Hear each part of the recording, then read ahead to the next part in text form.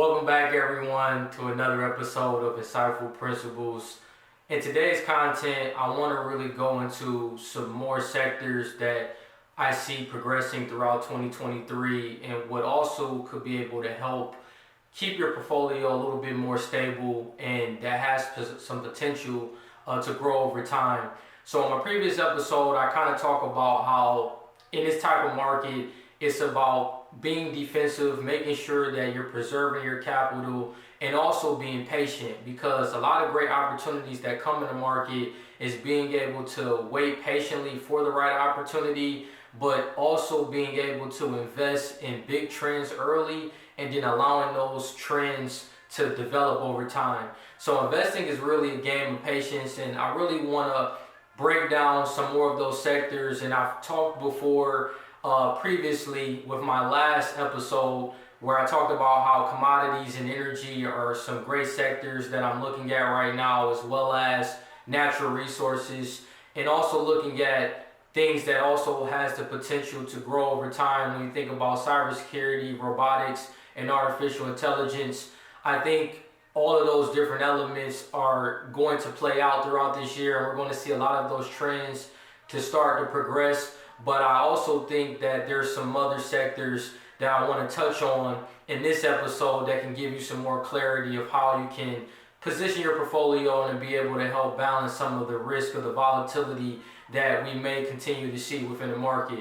As always, if you all can do me a huge favor, if you could please like, subscribe, and share this video. Don't forget to hit that notification bell below so you can be notified every week when I drop content. I want to really touch on healthcare, infrastructure, and also looking at clean energy.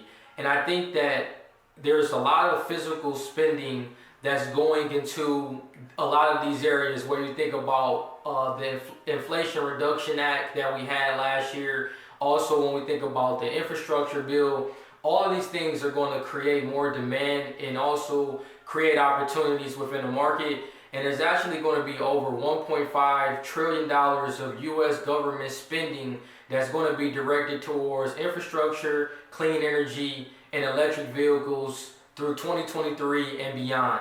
Now, the physical spending is going towards the Infrastructure Investment and Jobs Act, and this is going to benefit the infrastructure sector over time.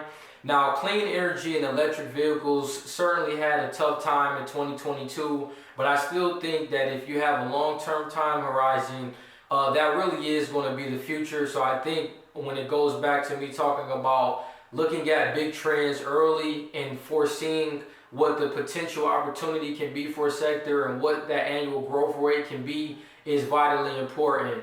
Now, I think that with talking more specifically with the Inflation Reduction Act, they're actually going to be directing $370 billion to clean energy and electric vehicles that will flow over a decade. Now, within the Reduction Act, new electric and fuel cell vehicles will get a tax credit of $7,500, which that's going to be great, especially for those that are thinking about getting an electric vehicle. It's nice that they're providing that tax credit. And with the tax credits and the push for more clean energy throughout the economy, this could lead to more consumer demand for EVs, and it also could drive more use of government incentives for suppliers that can lower electric vehicle costs. So if you can look here, this kind of shows the EVs demand and supply drivers. And if you looked on the left-hand side, you can see kind of what I talked about with the tax credit of $7,500 for new EVs. They're also going to be $4,000 for used EVs as a tax credit, and then also it's going to be 75,000 miles of new electric vehicle charging infrastructure. And then also some of the demand drivers of why people are wanting to move more to electric vehicles is because of the rising fuel costs for ICEs, which is more for the combustion engine is what they're talking about, which is inside, most fuel vehicles.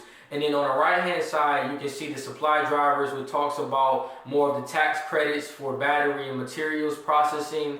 Also, you have $22 billion in grants and loans for EVs. manufacturing facilities, and then also there's $6 billion going into battery technology for research and development. So that just kind of gives you an idea of some of those supply and demand drivers of why clean energy and electric vehicles could be a great sector to look at over a long period of time. Now, the second sector that I think is also going to be vitally important to pay attention to is healthcare. Now, healthcare is a very important sector just in general throughout the economy because a lot of people need their pharmaceuticals. There has to be constant technology advancements with biotechnology to help grow these particular sectors over time. And I think when I also look at healthcare, it's a great defensive sector. So when we are in an environment where demand is going down, we see that economic growth has also decreased over the last year. And then also when we talk about the recession risk, a lot of people will flee to healthcare. You tend to see people make a rotation to healthcare because it's something that people are going to need. We also dealing with aging population with baby boomers, so that's going to create a demand for just nursing care, people that need home aides and all of these different things. And by 2030, the aging baby boomer generation of those that are 65 and older could require nursing home care of about 2.3 million by 2030.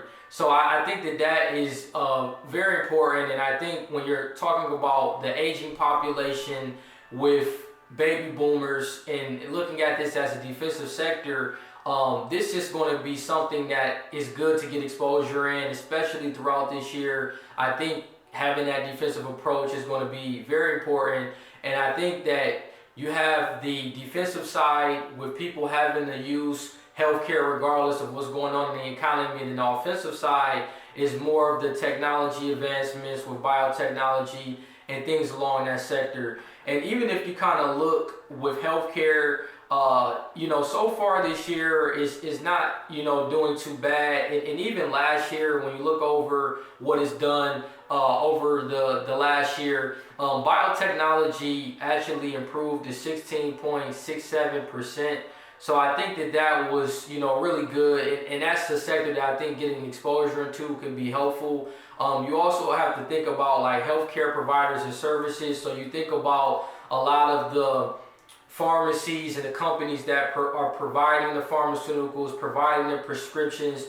Those are typically going to be an industry that does well. And then kind of like what I just mentioned with pharmaceuticals, the actual drugs, so to speak, that kind of go into the production of being able to care for, people that actually need to use these different services. So I think that healthcare is going to be one thing to kind of think about, and also given the many late stage trials across genomics, immunology, and neuroscience, U.S. healthcare spending has increased in all of the last 50 years, and this demonstrates its resilience across the economic cycle.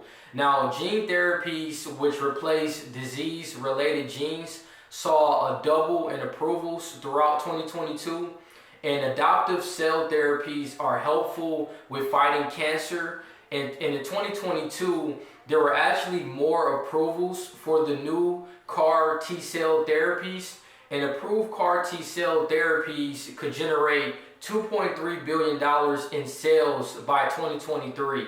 So if you look at this gene therapy chart that I have up here, it kind of just shows you that there is increasingly mature gene therapy pipeline signals that are seeing more approvals. So you can kind of see the different phases, and also how it's kind of has had more of an upward trend since 2017. So I think seeing those different gene therapies and these replace disease-related genes that they're creating and helping to fight cancer and things along that line, I think that it's going to provide a lot of great growth. And I think that many pharmaceuticals companies are investing into their own CAR T platforms. So this should also help bring more opportunities within the sector as well.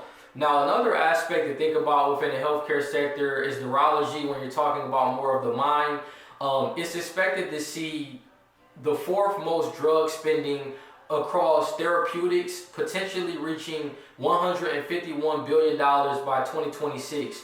And there are actually phase 3 clinical trial results were recently announced for Alzheimer's, fighting monoclonal antibodies that could receive an FDA approval for this year. So that's great to see that there's going to be some phase 3 clinical trials to kind of help fight against the Alzheimer's disease.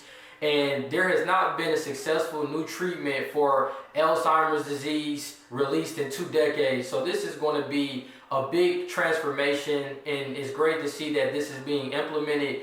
And Alzheimer's disease is actually the 7th leading cause of people passing away for all adults. So I think the improvements with these clinical trials are going to offer evidence of treating neurological conditions with people fighting the disease.